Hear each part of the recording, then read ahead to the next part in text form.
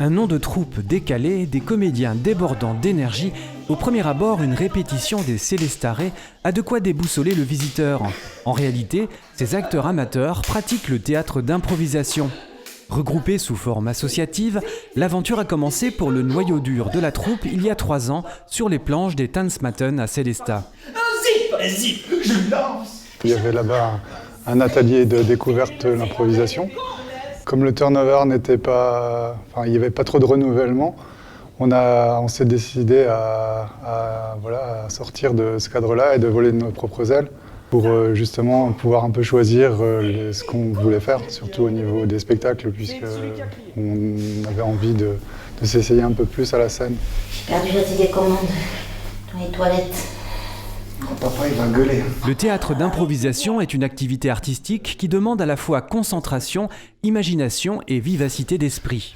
Alors le théâtre d'improvisation, c'est un théâtre qui essaye d'allier la spontanéité, le lâcher-prise, l'écoute.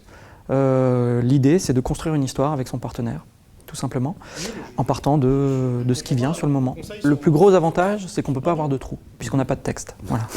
Le point de départ d'une pièce peut être un personnage, un lieu ou une situation.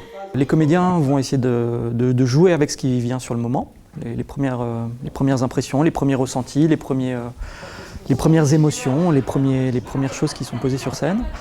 Il y a une seule règle en improvisation, c'est ce qu'on appelle la règle du oui, c'est-à-dire de considérer que ce qui est dit par un des comédiens a une valeur de vérité, puisque ça a été entendu par les spectateurs. Et venez chez moi, on trouve des pralines et tout ce que vous voulez, de toutes les tailles, des longues, des rondes, ce que vous voulez. Il y avait un petit adage qui disait si le spectacle vous a plu, eh bien revenez le voir puisqu'il est à chaque fois différent.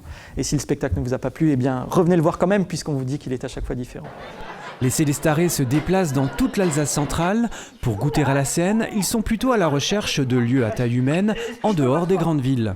En ville, je ne sais pas, Colmar ou Strasbourg, on commence à être saturé de spectacles d'improvisation. Et par contre, à la campagne, souvent, il n'y a pas de culturel.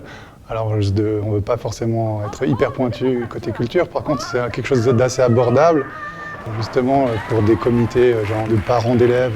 C'est ce genre de manifestation qui passe souvent très bien. Les Célestarés vont travailler jusqu'aux fêtes de fin d'année avant de monter sur les planches de janvier à juin 2020. Pour trouver des dates, ils comptent sur le bouche à oreille et quelques contacts dans le monde associatif. Leurs portes restent toujours ouvertes pour accueillir de nouveaux membres.